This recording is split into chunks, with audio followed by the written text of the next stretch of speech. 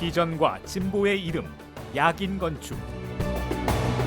1994년 이후 전국의 수많은 교회를 설계, 감리해온 야긴 건축. 교회 건축을 위해 쌓아온 25년여의 노하우와 설계 철학으로 최고의 명작을 탄생시킬 것입니다. 설계에서 완공까지 교회 건축의 믿음직한 동역자가 되겠습니다. 교회 건축의 시작과 완성은 야긴 건축과 함께 하십시오.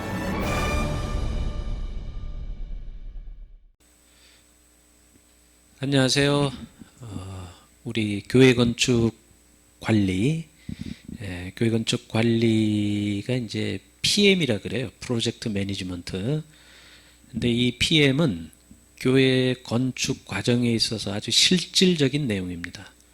건축을 계획하거나 이런 교회들이 실제 나중에 입찰을 어떻게 해야 되는지, 시공회사를 어떻게 선정해야 되는지, 견적서를 받으면 어떻게 검토하고 검수해야 되는지, 그 다음에 공사 계약을 할 때 계약서를 어떻게 교회가 분쟁이 없이 이렇게 잘 만들 수 있는지, 아주 이런 실질적인 관리에 대한 강의입니다.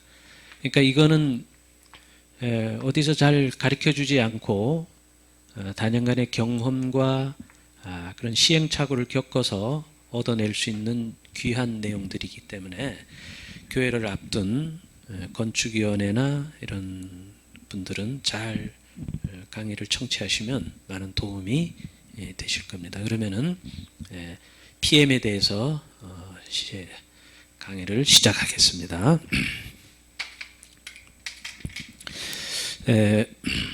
먼저 PM은 이 프로젝트 매니지먼트예요. 프로젝트 매니지먼트인데 공사 관리란 뜻입니다. 공사 관리. 그러니까 사업 관리 이런 얘기고, 또 CM이라는 게 있어요. CM은 컨스트럭션 매니지먼트예요. 그러니까 시공 관리입니다. 시공 관리. 근데 교회는 이 PM과 CM이 사실 굉장히 중요해요. 그래서 이 PM과 CM이 관리 내용과 방법, 기법에 대해서 우리가 좀 살펴보고자 하는데요. 먼저 교회 건축의 과정에 대해서 좀 한번 우리가 쭉 살펴보고 이어나갈게요. 교회 건축의 과정입니다. 과정. 그러니까 이 과정은 교회 건축의 비전 수립을 한 다음에 교회 건축을 완공해서 입당까지 어떠한 프로세스로 진행이 되느냐. 우리가 모르는 길을 갈 때 내비게이션을 딱 켜고 가면 안 가봤지만 쉽게 가잖아요. 왜냐하면 그 가는 길을 알기 때문에 그렇거든요. 그러니까 이 교회 건축의 과정도 이 과정을 우리가 이렇게 순서적으로 요 단계에서는 뭘 해야 되고 요 단계에서는 뭘 해야 되고 내용을 알면 우리가 한 번도 경험해 봤지 않지만 잘 할 수 있다. 그래서 과정이 중요한 거거든요. 그래서 이 과정이 어떤 과정으로 건축되는지 한번 순서별로 보는데, 첫 번째 과정은 비전 수립 단계입니다. 비전 수립 단계. 이 항목은 우리 교회가 왜 건축을 해야 되느냐, 건축을 해야 되고 우리가 건축을 한다면 어떠한 비전과 목표를 가지고 우리가 건물을 지어낼 거냐 하는 그 단계예요. 근데 이 비전 수립 단계가 왜 중요하냐면 우리가 교회 건축을 하는 목표와 목적이 무엇인가라는 것을 명확하게 밝히고 나면 교회 건축 전체 과정이 방향성이 정해지는 겁니다. 이 비전에 따라서, 이 비전 수립 선언문에 따라서 교회 건축 프로세스 전체의 이 방향성이 정해지는 거죠. 방향성이. 예를 든다면 우리 교회는 재정이 풍요하지 않기 때문에 무조건 경제적으로 건축을 해야 된다라고 하면 방향성이 어디에 맞춰져요? 경제성에 맞춰지죠. 경제성. 그렇기 때문에 건축물의 재료나 시스템을 조금 하향적으로 선정을 해도 우린 괜찮다. 자, 두 번째, 만약에 그렇지 않고 우리는 좀 그래도 다른 교회보다 좀 독특하고 작품성이 있고 랜드마크가 되게 짓고 싶다. 이런 방향성이 정해진다면 거기에 맞는 재료나 시스템이나 방향성이 또 정해지겠죠. 우리는 그것도 저것도 보다 우리는 기능이 중요하다. 기능이. 그러면 모든 방향성이 또 기능에 맞춰지는 거죠. 그래서 이 방향성 수립 단계가 중요하고 여기 두 번째 수립 단계에서 오는 거는 우리는 왜 건축을 해야 되느냐. 우리 교회가 재개발이 이루어지기 때문에 불가피하게 교회를 지을 수밖에 없다. 이런 원인이 있을 수 있죠. 두 번째는 우리 교회는 40년이 되었기 때문에 공간이 제대로 기능을 수행할 수 없다. 성능을 개선해야 되겠다. 이런 측면에서 또 건축할 수도 있잖아요. 그 다음에 주변이 지역이 확 바뀌기 때문에 옛날에 어떤 우리 교회의 모습을 가지고는 이 지역의 성도들에게 좋은 느낌을 못 주기 때문에 지역사회의 발달에 맞게 우리도 좀 업그레이드를 해야 되겠다. 여기까지 등등 여러 가지의 요인에 의해서 건축이 수립되어지고 건축의 목표가 또 정해지겠죠. 그래서 이 기획 단계에는 비전 선포뿐만이 아니라 우리는 교회 건축을 어떤 방향으로 끌고 나가야 되겠다라는 그 지향점과 목표가 수립되는 단계입니다. 이게 굉장히 중요해요. 이걸 설정을 하고 교회 건축이 진행되는 것이 좋아요. 두 번째 단계는 설계자 선정 단계예요. 설계자 선정 및 기본안 확정 단계입니다. 기본안 확정 단계. 자, 이게 뭔 얘기냐면 설계자를 선정한다라고 한다는 것은 우리 교회는 어떠한 내용으로 건축을 할 거냐 그 틀을 잡는 것이 설계거든요. 설계입니다. 그러면은 설계자를 어떻게 선정할 거냐 설계자를 선정하는 방법이 몇 가지가 있습니다. 그 대표적으로 한 두서너 가지를 묻는 첫 번째 방법은 공모하는 방법이 있어요. 이 공모하는 방법은 뭐냐면 우리가 조사를 해봤을 때 이 회사가 교회 실적이 가장 많은 회사다. 그러면 그 회사 중에서 한 3곳이나 4곳 정도를 지명을 합니다. 지명을 해서 초청을 해서 우리 교회가 필요한 자료를 나누어 주고 뭐 한 달 정도 기간을 준 다음에 안을 받는 거예요. 이거를 공모 형식이라 그래요. 공모 형식. 지명 공모 형식이라고 합니다. 두 번째는 이런 방법이 아니고 그러니까 이 공모 형식은 뭐냐면 디자인안을 받는 거예요. A 회사는 이런 안, B 회사는 이런 안, C 회사는 이런 안을 받아서 교회가 심사를 해서 설계자를 선정하는 방법인데 이 방법은 시간이 좀 걸려요. 그 다음에 당선이 안 된 분들에게는 또 소정의 어떤 보상을 해줘야 되는 시간과 경비가 좀 들어가는 방법이고 두 번째는 그렇게 하지 않고 이 회사를 한 3곳 정도를 역시 지명을 해서 초청을 한 다음에 이 회사의 업무 방향과 그 회사의 특징, 장점 그런 회사를 소개를 프레젠테이션을 받는 겁니다. 그리고 우리는 설계를 이런 방향으로 진행을 합니다라는 설계 방법론 이런 것들을 3개 회사를 불러가지고 프레젠테이션을 받아요. 그 중에서 우리는 두 번째 회사가 우리 교회하고 맞다. 우리 교회하고 소통이 될 것 같아 저 회사가. 그러면은 그 회사를 정합니다. 정해가지고 이 회사가 안을 작성해서 교회에 설명을 하게 하는 방법이에요. 그러면 이 방법은 어떤 장점이 있냐면 시간을 단축시킬 수 있고 또 비용도 단축시키겠죠. 왜냐하면 여기 떨어진 분들은 뭐 별로 큰 에너지를 소모하지 않았기 때문에 보상을 안 해줘도 되거든요. 그러면은 이 정해진 회사는 디자인안을 한 2가지에서 3가지 정도로 이제 작성을 해서 받는 거예요. 그래서 요즘은 이 두 번째 방법을 많이 선호합니다. 왜 선호하냐면 첫 번째 방법을 선호했더니 적용을 했더니 어떤 문제점이 일어나냐면 자, 3군데 회사가 3가지 안을 갖다 놓고 비교를 해서 선정을 해야 되는데 교회 구성원이 대부분 비전문가잖아요. 그러니까 어떤 사람은 A 안을 좋아하고 어떤 사람은 또 B 안을 좋아하고 어떤 사람은 C 안을 좋아하는 거예요. 다 달라요. 물론 이 중에서 선호도가 많은 회사를 선정을 하지만 근데 예를 들어서 장로님들은 C 안을 좋아하는데 성도들은 A안을 좋아하는 거예요. 또 목사님은 B안을 좋아해요. 다 다르기 때문에.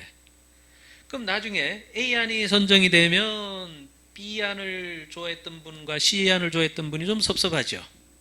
물론 통일되게 따라오긴 합니다만은 여론의 어떤 의견이 분산될 수 있고, 조금 심할 경우에는 이 단계에서 교회가 또 분란이 일어나고 이런 경우도 많이 일어납니다. 그래서 이 두 번째 안, 세 개 회사를 선정을 해서 프리젠테이션을 듣고 그 중에서 실적이나 설계 방법론이나 이런 부분들을 종합적으로 판단해서 이 중에 한 회사를 선정한 다음에 그 회사가 두 가지, 세 가지 안을 제안을 해서 그 중에서 하나를 선택하는 안입니다. 시간과 경비와 여론이 나누어지는 것을 막을 수 있는 그런 장점이 있어요. 세 번째 설계자 선정 방법은 턴키 시스템이라고 있어요. 이 턴키 시스템은 뭐냐면 시공과 설계자를 같이 정해버리는 거예요. 이런 경우에는 언제 적용되냐면 아주 급한 건축을 해야만 할 경우, 재개발이 9월 달에 입주를 하는데 우리 교회가 8월 달까지는 끝내야 된다. 이럴 경우에는 뭐 입찰하고 설계자 선정하고 하는데 시간 다 가죠. 그러니까 이제 두 회사를 한꺼번에 정해가지고 이 두 회사가 만들어내는 안이죠. 이제 이런 경우를 하는 경우도 많습니다. 그래서 설계자를 선정한 다음에, 이렇게 해서 설계자를 선정한 다음에 이제 그 설계자가 제안한 기본안을 확정해야 돼요. 안을 확정해야 이 안을 가지고 건축 허가도 내고 시공령 도서도 만들고 그러죠. 그래서 이 기본안을 확정하는 단계는 상당히 많은 시간이 소요됩니다. 왜냐하면 교회가 가지고 있는 건축의 구상을 이 기본안 확정 단계에서 잘 정립을 해야 되거든요. 이것이 부실하게 정립이 되거나 급하게 결정이 되면 건축 허가 나고 시공하면서 계속 바꾸게 돼요. 그때 성가대실이 여기였는데 저기가 더 좋네, 소예배실이 2층에 있으면 더 좋을 것 같은데, 뭐 이런 여러 가지 변경의 요인이 발생되기 때문에 이 기본안을 정확하게 확정하는 단계가 굉장히 중요해요. 나중에 시공을 하면서 이걸 바꾸면 건축비 증가 요인이 됩니다. 그래서 기본안 확정이 대단히 중요하고요. 세 번째 단계는 인허가 단계입니다. 건축 인허가 단계. 자, 인허가 단계에서는 건축을 하기 위해서는 건축 허가를 내야 됩니다. 시군구청에. 그래서 자, 이 인허가 단계에서 우리가 꼭 기억해야 될 거는 1,500평 이상, 5,000제곱미터가 돼요. 요걸 기점으로 해서 1,500평 이상이 되면 건축 허가를 득하기 전에 건축 심의를 통과하고 난 뒤에 건축 허가를 넣어야 됩니다.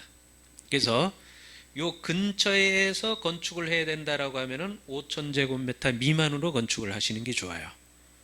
예를 들어서 5,100제곱미터를 건축해야 된다. 그러면 4,980제곱미터로 건축하는 게 좋다는 거죠. 왜? 5,000제곱미터 미만으로 하면 건축 심의를 안 받아도 되잖아요. 건축 심의를 받게 되면 어떤 좀 불합리한 면이 있냐면, 그 시군구 구청의 그 심의위원들이 굉장히 불필요한 요구사항을 많이 할 수 있어요. 심의 과정에서. 법적 주차 대수보다 더 많이 주차를 확보해라는 등, 또 건물의 모양도 뭐 바꾸어라, 보완해라, 평면도 이따금씩 가다가 뭐 이렇게 흔들고 그럽니다. 그래서 그런 부분들은 교회에서 이렇게 기본안을 어렵게 확정했는데 또 흔들어야 되니까 문제점이 있죠. 그래서 보통 이제 5,000제곱미터 미만에 2,000평을 져야 되겠다 그러면 이제 건축 심의 받는 게 좋아요. 그래서 허가를 신청하면 허가되는데 소요되는 기간이 보통 45일에서 60일 걸립니다. 보통 한 2달 내외 걸립니다. 이렇게 해서 건축 허가를 낸 다음에 이제 건축 허가가 나면은 네 번째 단계는 입찰 단계입니다. 입찰. 요 입찰 단계는 무슨 단계냐면 시공회사를 선정하는 단계예요. 근데 이 시공회사 선정하는 단계가 굉장히 중요합니다. 왜냐하면 교회를 건축하는 과정에서 그 교회가 분쟁이 있고 어려움을 겪고 있다라고 한다는 것은 이제 이 시공사와의 관계가 잘 정리가 안 돼서 분쟁이 있거나 상호 주장하는 것이 다르거나 이럴 경우에 이제 생기는 문제이기 때문에 이 입찰 단계는 굉장히 중요합니다. 그래서 입찰 단계도 설계자를 선정하는 것처럼 이제 상당히 중요한데요. 어느 회사가 교회 실적이 많은 시공회사인가를 이제 조사를 해서 한 3군데, 4군데, 보통 뭐 5군데 하기도 하는데 보통 한 4군데에서 5군데를 초청을 해서 건설사를 초청을 해서 입찰을 많이 합니다. 입찰이라는 것은 어떤 단계를 말하냐면 우리가 예를 들어 1000평을 건축하려고 하는데 공사비가 어느 정도 나오냐 그거를 건설사들이 작성을 해서 교회에 제출을 해서 교회가 총 공사비가 얼마가 들어가고 이런 내용으로 건축물이 시공이 되는구나라는 것을 정하는 단계입니다. 이게 입찰 단계가. 그래서 입찰 단계는 건설회사가 견적서를 작성하는 그 기간이 필요한데 이 견적서는 뭐죠? 건축비가 얼마가 들어가는지를 이제 계산하는 작성하는 기간이에요. 요게 보통 3주 정도 걸립니다. 견적서 만드는데 3주 걸려요. 그 다음에 자 그러면 견적서를 만들어 가지고 교회에 제출을 하면 교회가 이 견적서를 갖다가 이제 검수를 해야 되잖아요. 뭐 누락된 게 있는지 빠진 게 있는지 뭐 또 간접비나 관리비가 제대로 책정이 돼 있는지 이런 거를 잘 봐야 됩니다. 근데 여기서 특히 중요한 거는 누락된 것이 없게 이제 이걸 잘 검수를 해야 돼요. 누락된 게 있으면 어떻게 되죠? 제일 저렴하게 건축비가 나오겠죠. 그럼 교회는 저렴하게 제출되어진 회사에 관심이 많아요. 아무래도 건축비가 적게 책정이 되어 있기 때문에 그게 함정입니다. 거기에 누락된 게 있다면 시공을 하면서 또 그 누락된 부분을 또 청구할 수 있잖아요. 그래서 이 누락된 부분이 없이 잘 되어 있는지 그걸 검수하는 것이 중요한데 그거는 이제 설계자가 이 설계비 건축비 견적서를 검토하고 검수하는 것이 필요합니다. 그분들이 제일 잘 알겠죠. 자기가 설계한 거니까. 그래서 그 설계자가 견적서를 잘 검수하고 근데 검수를 해서 보니까 우리 교회는 50억을 가지고 공사를 끝내야 되는데 건설사들이 작성해온 견적서가 뭐 55억짜리도 있고 58억짜리도 있고 공사비가 넘어가거든요. 예산을 넘어간단 말이죠. 이랬을 경우에 넘어간 예산을 우리 교회 예산에 수렴하게 조정하는 것, 건축비를 조정하는 것, 절감 내용을 조정하는 거를 이걸 이제 소위 V라 그래요. V. Value Engineering이 약자인데 사실은 공사비를 줄이는 단계의 용어로는 적합하지 않아요. 이제 어떻게 하다 보니까 이제 V 단계 이렇게 하는데 건축비 절감 내용 단계를 검수하는 과정. 그러면 예를 들어서 50억인데 55억짜리가 오면 5억을 줄여야 되죠. 그럼 어떻게 줄일 거냐? 재료의 내용, 시스템의 내용, 뭐 이런 기타 여러 가지 요인을 가지고 늘어난 부분을 잘 조정해 나가는 단계. 이것도 입찰 단계에서 빠질 수 없는 중요한 단계죠. 그래서 건축비를 조정해서 이제 최종 시공사를 정하는 거예요. 최종 시공사 선정. 그럼 최종 시공사를 선정하기 전에는 그 견적서를 낸 회사 중에서 2개 회사 정도는 우선 협상 대상자로 먼저 정해가지고 그 2개 회사 중에 부의를 하거나 이런 단계를 거쳐서 최종 회사를 결정하는 단계입니다. 그래서 건설회사가 결정이 되면 계약 단계입니다. 이제 계약 단계, 시공사 계약 단계죠. 이 계약 단계에서 가장 중요한 것은 아무래도 계약서예요. 계약서. 근데 이 계약서가 건설사들이 제출한 계약서는 표준 도급 계약서를 많이 써요. 근데 표준 도급 계약서는 교회에게 불리한 내용들이 있습니다. 이제 건설업 협회나 이런 데서 만든 계약서이기 때문에 그래서 이 계약서를 시공사가 제출한 계약서를 교회 측의 입장에서 문제점이 없도록 조정하는 계약서. 이제 우리가 소위 말해서 특약서라 그래요. 이 특약서를 잘 만들어야 되겠죠. 특약서를.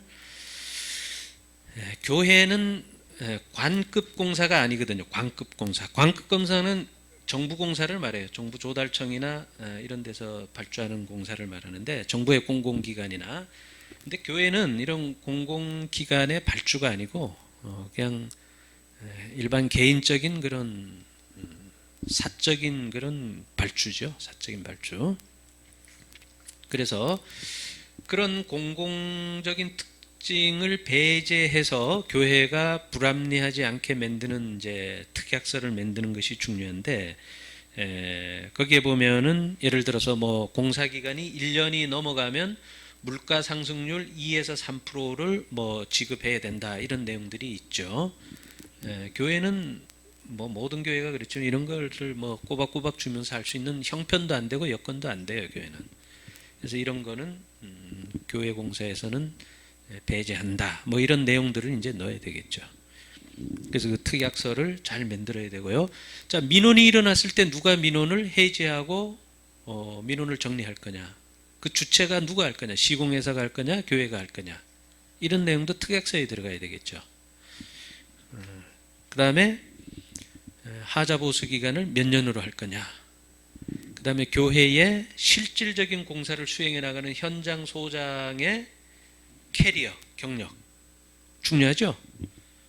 회사는 큰데 현장 소장이 초보자면 그 현장이 어려워져요. 그래서 우리 교회는 뭐 예를 들어 15년 차 정도 되는 현장 소장이 파견해 주십사, 이런 내용들 다 특약서에 들어갈 내용이죠. 그 다음에 교회는 건설회사에게 공정별로 공사비를 지급했는데, 목수들이 와서 돈 달라고 만약에 이제 때를 쓴다 이거죠. 그건 뭐죠? 그 발주처가, 그러니까 이제 건설회사가 발주처에게 발주처가 건설회사에 돈을 줬는데 하청업체에게 돈이 제대로 가서 교회의 그런 분쟁이나 불미스러운 일이 없게끔 하는 거. 이런 교회도 많아요, 실제로는. 그러니까 이런 것들, 하도급 업체의 관리에 대한 문제, 이런 것들이 다 이제 특약서에 들어갈 내용이라는 거죠. 6번째 단계는 파이낸싱 단계입니다. 파이낸싱, 금융 단계, 금융 조달 단계. 보통 뭐 15년, 20년 전에는 성도님들의 헌금을 가지고 건축을 했는데, 요즘은 거의 이제 뭐 이런 파이낸싱을 일으켜서 건축을 할 수밖에 없어요. 그래서 이런 건축비의 대출이나 뭐 담보 대출이나 이런 금융 쪽에 우리 교회의 건축비를 어느 정도 이렇게 자금을 확보할 수 있는가, 이런 것들을 조사 분석해서 자금에 대한 부분을 조달하는 과정, 이런 부분입니다. 7번째, 감리자 선정 단계예요. 감리자 선정 단계. 자, 이 감리자는 이제 착공이 들어갔을 때에 도면대로 공사가 진행되는지를 감독하는 단계죠. 그래서 이 감리자는 불과 2년 전만 해도 연면적 900평 이상, 그 다음에 이건 이제 5층 이상의 규모예요. 그 다음에 4층은 1500평 이상, 요 규모일 경우에는 상주 감리를 해야 돼요. 의무적으로, 법적으로. 2년 전에는 그랬단 말이죠. 근데 지금은 규모에 관계없이 교회 건축은 다 상주 감리 대상으로 바뀌었어요. 이게 이제 다중이용 시설이 되다 보니까 안전에 이런 데 굉장히 이제 많은 중요도가 증가된 거죠. 그래서 요즘은 교회는 다 상주 감리 하셔야 됩니다. 상주 감리를 해야 된다라고 하는 것은 감리비가 상승이 되어지겠죠. 이것도 좀 알아두셔야 될 단계입니다. 그 다음에 이제 시공 단계가 있어요. 시공 단계. 자, 감리자를 선정한 다음에 이제 착공계를 접수하고 공사를 해요. 착공계는 처리 기간이 한 일주일 정도 됩니다. 근데 착공계를 하기 전에 건설회사는 안전관리에 대한 신고, 뭐 비산먼지 발생 금지, 이런 것들의 시공, 안전계획서 제출, 이런 것들을 사전에 행해야 되겠고요. 또 발주처, 교회는 안전관리 예치금을 시군구청에 착공할 때 해야 됩니다. 총 공사비 1% 정도 내외를 보증증권이나 이런 걸로 대체해서 또 제출을 해야 됩니다. 그래서 공사기간은 그럼 몇 년 걸리느냐, 우리가 봤을 때 1000평 미만은 1년 보시면 돼요. 1000평 미만. 그 다음에 1000평에서 2000평 정도, 요거는 약 2년, 빨리 하면 1년 6개월 이 정도 보셔야 됩니다. 3000평 이상은 이제 2년 이상 걸립니다. 어느 정도 그 정도면은 공사 기간을 이렇게 예측해낼 수가 있습니다. 그래서 공사를 쭉 진행한 다음에 공사가 어느 정도 완공이 되면 그 다음에는 사용 승인 신청 단계입니다. 사용 승인은 과거에 준공검사예요. 준공검사. 근데 사용 승인에서 꼭 유념해둬야 될 게 뭐냐면 서울시 기준으로 한번 말씀드려 볼게요. 600평을 기준으로 해서 600평 이하의 건축물인 교회를 준공검사를 낼 때에는 600평 이하는 구청에서 지정한 특별검사원이라고 있어요. 특별검사원이라는 분이 와서 준공검사를 해요. 도면대로 건물이 잘 지어졌느냐 이걸 이제 인스펙션을 하는 거예요. 근데 600평이 넘어가면 예를 들어 700평짜리 교회다라고 하면은 감리자가 준공검사를 해요. 인스펙션을. 그럼 어떤 게 유리할까요? 준공 내는데 감리자가 준공검사하는 게 유리하죠. 손이 안으로 굽잖아요. 근데 재정상 어떤 여건상 580평 밖에는 못 줘. 우린 돈이 없어서. 그러면은 준공검사를 할 때에 구청에서 지정한 건축사 사무소가 와서 준공검사를 해요. 자, 이 말씀을 왜 드리냐면 650평 건축할 바에는 580평을 건축해야 되겠다. 어떻게 하다 보니 그러면은 610평을 건축하라는 거죠. 600평 이상이 되게 건축을 하라는 거예요. 왜? 우리를 감리한 이분이 사용 승인을 내줄 수 있게. 뭐 이분이 하나 저분이 하나 똑같지만 아무래도 그래도 좀 편한 이런 분들이 준공검사를 하는 것이 좋겠다. 그래서 이제 사용 승인이 완료가 되면 사용 승인은 사용 승인 신청을 접수하면 한 2주 정도면은 이제 이 처리가 돼야 됩니다. 처리를 해줘요. 그래가지고 입당 감사 예배를 드리는 거죠. 입당 감사 예배. 입당 감사 예배 드려서 뭐 시공회사한테 감사패도 주고 설계자한테도 수고했다고 감사패도 주고 건축위원장님 건축위원들한테도 뭐 이제 또 이렇게 노고를 치하하고 이러는 이제 행위죠. 자, 여기에서 사용 승인이 나면 교회가 반드시 좀 여기서 꼭 체크해야 될 내용은 사용 승인 도서를 CD로 만들어서 반드시 보관을 하고 관리를 해줘야 돼요. 왜? 유지 관리를 해야 되거든요. 이제 사용 승인이 나면 건물을 유지 관리해야 돼요. 이 유지 관리를 철저하게 하면 건축물의 수명이 길어집니다. 근데 건물이 사용 승인이 나면 건물을 그냥 방치해 버려요. 대부분 교회가. 제가 상담이 와가지고 우리 교회 와서 상담 좀 해주세요 해서 교회를 가서 이제 뭘 증축을 하려고 하는데 가서 보면 도면이 없어요. 교회가. 도면이 어디 있냐? 다 잊어버리고 없어요. 그리고 뭐 몇 년 전에 도면이 그냥 너덜너덜 해가지고 잘 알아보지도 못해요. 그게 뭘 반증하냐면 유지 관리가 안 됐다, 이 교회는. 어디서 물이 새거나 전기가 나가면 그냥 막 땜빵식으로 고치는 거예요. 건물 수명이 최소한 40년은 가야 되는데 한 20년 넘어가면 그냥 기능이 100% 발휘를 못하죠. 그래서 도면을 CD로 고가지고 안수 집사 중에 건축에 관련된 분을 아주 특별히 지정을 해서 당신은 이것만 관리해. 그래서 고장이 나거나 보수가 될 때는 도면에 입각해서 유지 보수도 하고 보강도 하고 이렇게 해야 돼요. 그래서 나중에 또 한 4년 5년 지나서 증축할 경우도 많이 생깁니다. 그럴 경우에는 이 도면이 항상 있어서 도면에 따라서 유지 관리할 수 있도록 이렇게 해주셔야 됩니다. 자, 이렇게 하면 이제 비전 선포부터 입당까지 과정이 끝난 거예요. 오늘은 이 PM 첫 강의로 프로세스에 대해서 살펴봤고요. 다음 주에는 건축 법규, 그 다음에 기획 단계에서 뭘 신경 써야 되는지, 입찰 단계는 세부적으로 어떠한 내용들을 가지고 입찰을 해야 되는지, 계약서의 특약사항에 꼭 들어가야 될 내용이 뭔지, 이걸 두 번째 강의를 시작하도록 하겠습니다. 감사합니다.